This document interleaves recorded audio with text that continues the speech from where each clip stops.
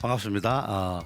우리는 지난 강의에서 상생 경영을 위한 예에 대해서 알아봤습니다. 예가 어떤 것인지, 공자가 예를 어떻게 설명하는 것인지, 그리고 순자가 왜 예가 필요하다고 얘기했는지를 살펴보았습니다. 우리가 그러면 예라는 것이 도대체 핵심은 무엇이냐를 알아보면 결국 예라는 것은 극기봉예, 그죠? 극기가 앞에 있죠. 예로 가기 위해서는 극기가 필요하다. 자기 통제가 필요하다는 얘기입니다. 자기 통제, 그죠? 그래서 우리 하기편 15장에 보면 자공왈, 자공이 얘기를 했어요. 빈이 무첨. 자, 가난하면서 무첨. 하루 아첨을 하지 않고 부이 무교. 부자이면서 무교. 교만하지 않으면 그게 어떻습니까? 라고 물었어요. 하여. 그랬더니 공자는 좋지. 가야라. 그렇게 얘기를 했어요. 그런데 미약이라는 건 뭐뭐보다는 못하다 이런 얘기예요. 빈이락, 가난하면서도 그것을 가난을 말 그대로 뭐 조상이나 하늘 탓하지 않고 즐기고, 부의 호래, 부자이면서도 자기가 예를 다할 줄 알면 그것이 오히려 더 낫니라 이렇게 얘기합니다. 그만큼 예를 중시한다 이런 얘기죠. 그다음에 이제 율곡 이 선생, 우리가 잘 아는 율곡 이 선생이죠. 우리 조선의 대학자지요. 이 양반이 경몽요결이라는 책, 경몽이라는 것은 몽매함을 격파한다 이런 얘기입니다. 요결, 비결이라는 뜻이죠. 우리가 그 몽매함을 격파하는 비결이라는 책에서 이 어린 청소년들을 위한 책이었죠. 그 지신편에 보면 자기 자신을 유지하는 이런 편에 보면 몸과 마음을 수양하는 데는 구용, 얘기에 나오는 구용이라는 방법보다도 좋은 것이 없고, 머리, 지혜를 다스리는 데는 논어에 나오는 구사를 염두에 두는 것보다 좋은 것이 없다. 그래서 9가지 우리가 행동, 용모와 9가지 생각, 구사를 우리가 하루도 잠시도 게을리하지 말 것을 당부를 합니다. 그러면 우리가 구용이라는 게 뭐냐? 구용이라는 것은, 용이라는 것은 용모라는 뜻이죠. 태도. 조경이라는 것은, 자, 발걸음. 우리 발이죠. 발걸음은 신중하게 하고, 그다음에 수용, 이 손 움직임은 공손히 하고, 목용, 이 눈, 그죠? 시선은 단아하게 하고, 그죠? 입은 샷더 마우스. 자꾸 나이가 들면 잔소리가 많아져요. 근데 하여튼 구용편에서 얘기하는 구용, 입을 샷 금지하라는 얘기죠. 자, 성용, 목소리는 고요하게, 조용하게 막 떠들면서 얘기하지 말라는 얘기입니다. 두용, 우리 머리 모양은 이렇게 숙이고 다니지 말고 바로 똑바로 하고, 기용, 이 숨쉬는 이러한 형태는 가지런히 일정하게 이렇게 하고, 입용, 서 있는 자세는 덕이 있는 사람처럼 서 있. 이 말은 저도 참 어려운데, 덕 있게 서 있다는 말이 참 어떻게 서 있어야 되는지 모르겠어요. 하여튼 우리가 누가 보더라도 있어 보이게, 말 그대로 뭔가 머리에 든 것처럼 보이도록 이렇게 서 있고, 그다음에 색용, 얼굴 모양, 얼굴 색은 엄정하게, 엄숙하게 이렇게 매일매일 이렇게 우리 자세를 돌아봐야 된다 하는 내용이 얘기 옥조편에 나옵니다. 그다음 우리 전번에도 한번 봤습니다만 논어 계시 10장에 보면 구사가 나오죠. 구사 9가지 생각. 시 볼 때는 밝게 볼 거를 생각하고, 볼 때는 밝게 보는 것을 생각하고, 들을 때는 총명하게 똑바로 들을 걸 생각하고, 색, 우리 얼굴 색은 온화하게 할 것을 생각하고, 자기의 태도 모양은 공경하게 할 것을 생각하고, 말을 할 때는 말 그대로 충이 충성스럽다가 아니고 진실되게 말할 것을 생각하고, 일을 할 때는 공경, 최선을 다한다는 그러한 입장에서 일하는 것을 생각하고, 의문이 있을 때는 물어볼 것을 생각하고 이게 중요하죠. 분노가 일어날 때는 분노 다음에 자기가 분노대로 처리를 했을 때 일어날 어려움, 난을 생각하고 그래서 분을 사귀든지 조정을 해야 된다는 얘기죠. 견득, 뭔가를 이득을 얻게 되면 사의, 그것이 의로운 것인지 올바른 것인지를 생각하면 지혜로운 사람이 될 수 있다. 그래서 우리 율곡 이 선생은 자기를 통제하는 데 있어 가지고 예를 회복하는 데 있어 가지고 구체적인 방법으로 9가지 용모, 구용과 9가지 생각, 구사를 매일같이 수련해야 된다. 이렇게 얘기를 했습니다. 우리가 조선시대에 예법 가지고 붕당 간에 서로 경론이 벌어진 적이 있습니다. 그걸 갖다가 우리가 예송전쟁이라고 얘기해요. 예 관련 송사다 이런 얘기예요. 우리가 자의대비라는 분이 있었어요. 자의대비는 여러분들이 남한산성에서 우리가 치욕을 당했던 그 인조 대왕의 두 번째 부인입니다. 계비라 그러죠. 첫 번째 왕비가 죽고 그 다음에 이제 두 번째 왕비가 됐으니까 계비라고 얘기하는데 자의대비라고. 자의대비가 자기 아들 인조의 아들 효종이 죽었을 때 또 효종의 부인 왕비가 죽었을 때 대비로서 어떤 상복을 입어야 되느냐 가지고 서로 설왕설래한 그러한 전쟁이었어요. 한번 볼까요? 인조가 우리 조선시대 16대 왕이죠. 근데 인조에는 인열왕후라고 정비가 있었습니다. 그런데 이 인열왕후와 사이에 여러분들이 잘 아시는 소현세자, 그다음 둘째 복림대군, 셋째 임평대군, 넷째 용성대군 이렇게 4명의 아들이 있었어요. 근데 이제 그 인열왕후가 먼저 죽죠. 죽으니까 그다음에 장열왕후라는 조씨가 이제 인조의 계비가 되는데 이 양반이 바로 이제 그 자의대비가 되는 거죠. 자의대비. 그런데 우리 소현세자가 소현세자하고 복림대군이 볼모로 해서 저쪽에 심양으로 끌려갔다가 청나라에 끌려갔다가 다시 돌아왔죠. 돌아왔는데 소현세자는 독살됐다는 말로 해서 왕이 못 되고 죽었고 그다음에 둘째인 복림대군이 왕자의 자리를 차지하죠. 그 양반이 바로 우리 17대 효종이 되는 거죠. 근데 자, 효종이 한 10년 동안에 정치를 잘 하다가 갑작스럽게 죽습니다. 죽었을 때 자, 효종이 사망했는데 그러면 효종의 어머니 역할을 하고 있는 이 자의대비가 상복을 얼마 동안 입어야 되느냐? 이게 본래 장자가 왕이 됐을 때는 왕이 죽었을 때는 3년상이기 때문에 3년간 상복을 입어야 되는데 이 효종은 소현세자가 장자가 아니고 둘째이기 때문에 1년만 입으면 된다 이거죠. 그래서 서로 서인과 남인 간에 송시열 계열이 이제 말 그대로 서인파고 윤유 등 이런 양반들이 이제 남인파인데 이 서인과 남인 간에 한참 동안 논쟁이 벌어집니다.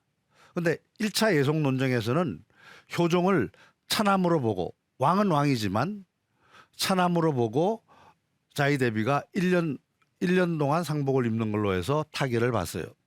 근데 15년 뒤에 이제는 효종의 부인인 왕비가 죽었어요. 그러면 또 그때 자의대비는 상복을 어떻게 입어야 되느냐? 만약에 이 효종비가 첫째 며느리가 아니고 둘째 며느리라 그러면 9개월만 입으면 되고 첫째 며느리 장자의 왕의 며느리다 그러면은 이거는 1년간 상복을 입어야 되는 거였죠.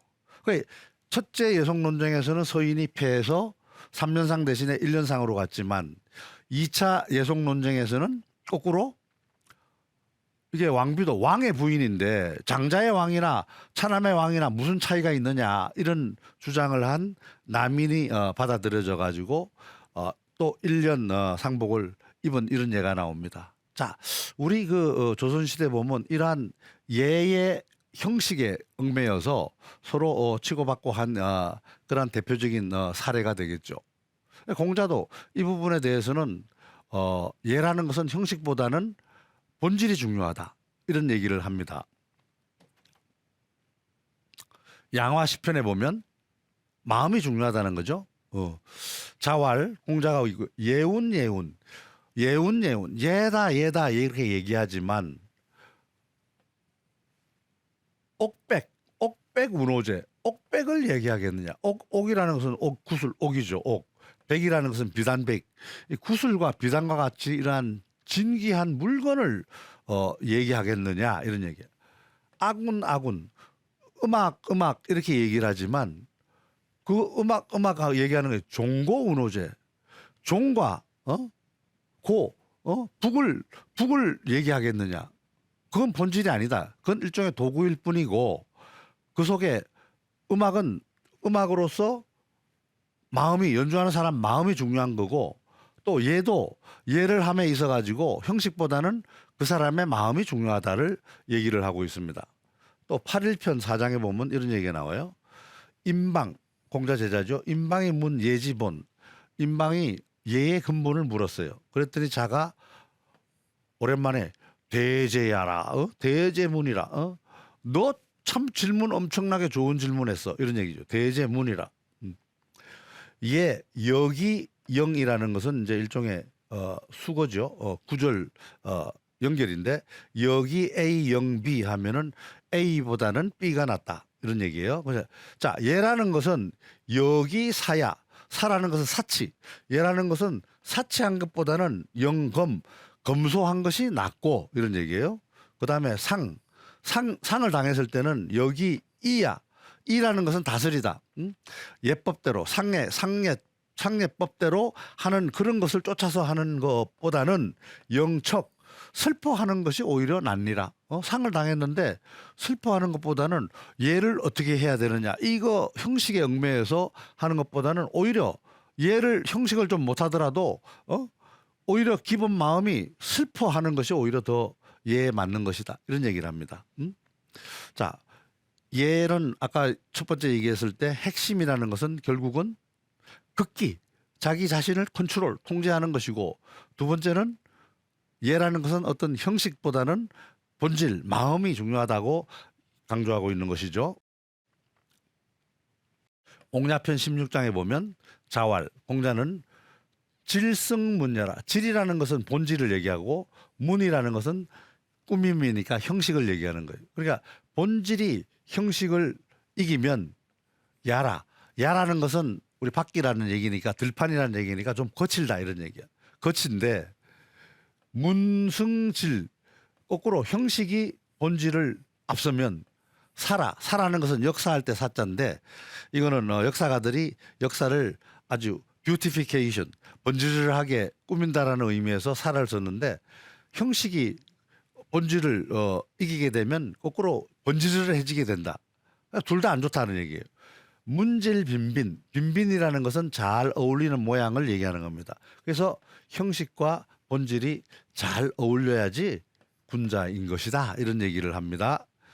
그다음에 결국은 우리가 유학의 예의 핵심 가치는 이 극기복례인데 극기복례라는 것은 아까도 얘기했지만 자기 통제와 마음 이 두 가지가 핵심이라는 것을 얘기를 하고 있습니다.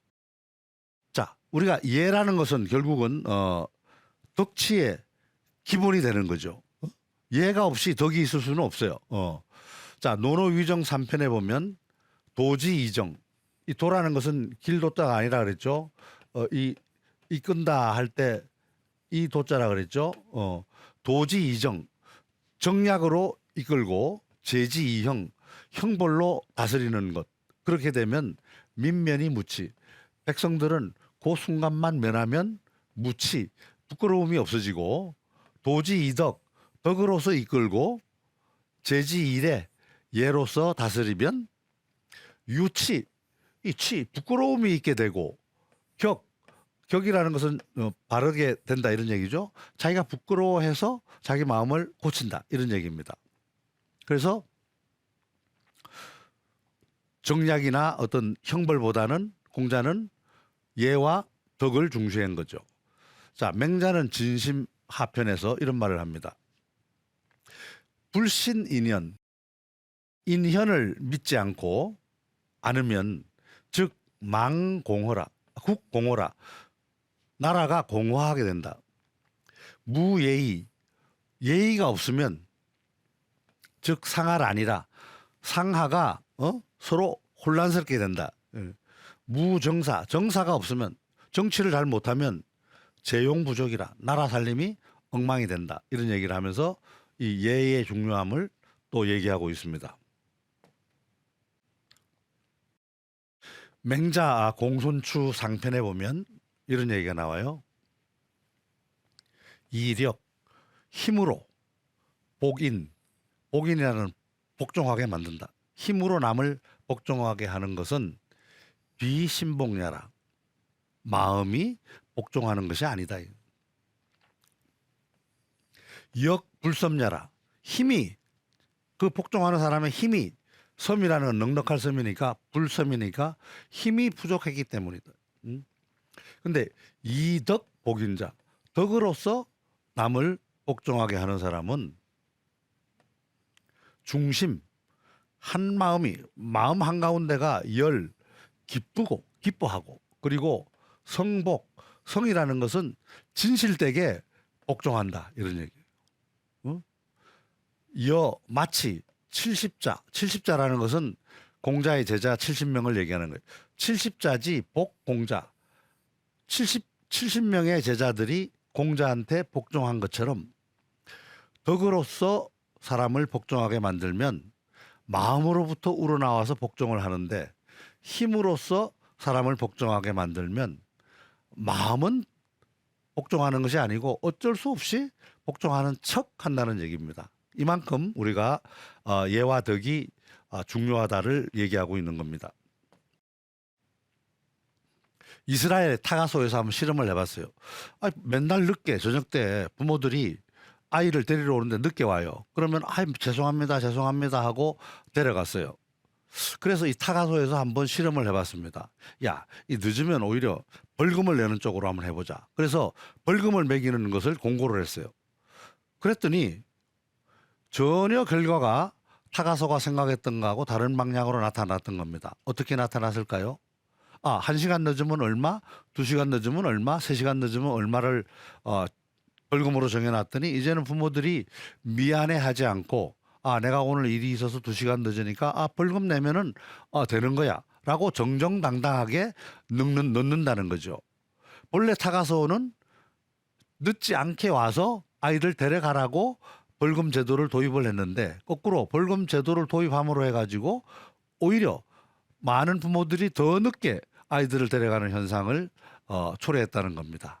그리고 타가소에서는 깜짝 놀라서 다시 이 벌금 없는 걸로 하고 언제까지 데려가세요 라고 다시 옛날로 회귀를 했는데 그럼에도 불구하고 그러한 부모들의 행동은 고쳐지지 않더라는 겁니다.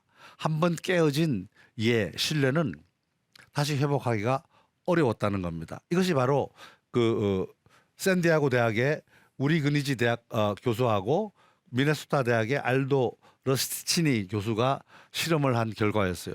그만큼 우리가 조금 전에 우리가 덕과 예로서 사람을 다스리면 부끄러워함이 있고 자기가 고치고자 하는 것이 있는데 형벌과 정략으로 사람을 다스리면 그 순간만 면하면 부끄러움을 모른다 하는 공자의 말하고 딱 일치되는 사례가 아닌가 싶습니다.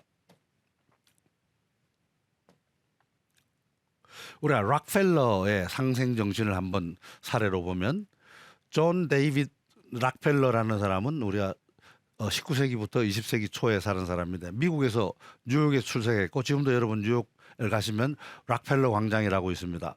이 사람은 석유왕이라는 이름으로 유명했고 말 그대로 석유 사업의 거의 80-90% 이상을 장악했던 사람이에요. 세계에서 가장 부유한 사람이었고 말 그대로 석탄이라든가 그다음 산림이라든가 철도, 은행 모든 분야에 투자를 해서 엄청난 부를 획득했던 사람이었습니다. 그런데 이 사람이 재계를 은퇴를 하면서 완전히 자선가로 탈바꿈을 합니다. 그래서 우리가 여러분들 잘 아시는 시카고 대학에서 아무 이름도 없는 대학을 말 그대로 엄청난 투자를 해서 세계적 명문 대학인 시카고 대학으로 키웠고 락펠러 재단을 설립을 해가지고 병원이나 교회나 학교 등을 많은 자선 사업을 했습니다. 특히 의료 락펠러 의학 연구소 같은 등은 전 세계에서 뭐 23명의 노벨상을 배출할 정도로 엄청난 혁혁한 인류에 대한 공헌을 한 그러한 기록이 있습니다. 자, 락펠러가 어떻게 상생 정신을 발휘했는지를 한번 보면 락펠러가 승승장구하고 말 그대로 부를 쌓아갈 때 53세에 갑자기 불치병으로 진단을 받습니다. 당신은 1년밖에 못 삽니다 하고 진단을 받아요. 그러자 내가 어떻게 살았나를 다시 한번 돌아보게 되고 병원에 있다가 우연히 옆에 있는 어린 소녀가 죽어가는 어린 소녀를 보고 그 어린 소녀를 후원을 하게 됩니다. 돈이 없어서 치료를 받지 못한 어린 소녀 후원을 하게 되고 그 어린 소녀가 점차 회복해 가는 것을 보고 굉장히 희열을 느끼고 기뻐합니다. 그리고 이런 것이 바로 행복이구나 하고 느끼면서 베품의 삶을 시작을 하게 된 거죠. 자, 그리고 병원 벽에 있었던 한 글귀를 발견을 합니다. 주는 자가 받는 자보다 복이 있다. 이런 우리가 유학에서 얘기하는 인자는 애인이라. 인이라는 것은 바로 남을 사랑하는 것이다. 하라는 얘기하고 같은 거죠. 그리고 바로 조금 전에 설명했듯이 그 이후로 자기의 재산, 부를 사회에 기여하고 그다음에 사회와 같이 살아가기 위한 활동을 진행을 합니다. 그 대표적인 게 우리가 시카고 대학을 설립한다든가 락펠러 의학재단을 설립한다든가 또 재단에서 20억 달러에게 20억 달러나 되는 돈을 수혜자들한테 나눠주는 이런 일을 하는 거죠. 베품의 삶을 사는 거죠. 그러면서 얘기를 합니다. 나는 다른 사람보다 잘하고 그들을 이겼을 때보다 53세까지는 남한테 이기고 돈 많이 벌고 했었죠. 이긴 순간보다 그들 삶에 기쁨을 주는 순간에 더 큰 만족을 얻었다. 이런 얘기를 해요. 우리가 그러면서 인생의 목적은 성장하고 나누는 것이다. 이런 얘기를 합니다. 이 얘기는 논어에 나오는 기옥입이 입이 나고 기옥달이 달이니라. 내가 일어서고자 할 때는 남을 일으켜 세워주고 내가 뭐를 달성하고자 할 때는 남을 달성하게끔 해준다 하는 말하고 같은 거죠. 바로 상생정신이죠. 그리고 세 번째로 이 양반이 그 이후에 철칙으로 삼은 것은 다른 사람에게 공을 돌려라 이런 얘기입니다. 당신이 아무리 높은 자리에 있어도 특별히 힘을 사용할 필요가 없습니다. 어떤 일의 결과가 좋았을 때는 당신에게 공을 돌리지 말고 다른 사람을 칭찬하십시오. 그러면 사람들은 자신의 능력이 특별하다고 느끼게 돼서 더 열심히 일하게 되고 당신과 당신 기업을 존중하게 될 것입니다. 이렇게 얘기를 합니다. 바로 부의호래. 우리가 조금 전에 봤듯이 부자이면서도 얘를 존중하고 선난후득 어려움을 먼저 하고 얻는 것을 나중에 하는 이러한 유학 정신하고 바로 통하는 그러한 내용이 아닌가 싶습니다. 우리 국내의 사례를 보면 최근에 이재용 회장이 삼성의 회장이 된 이후로 강조하는 부분이 있어요.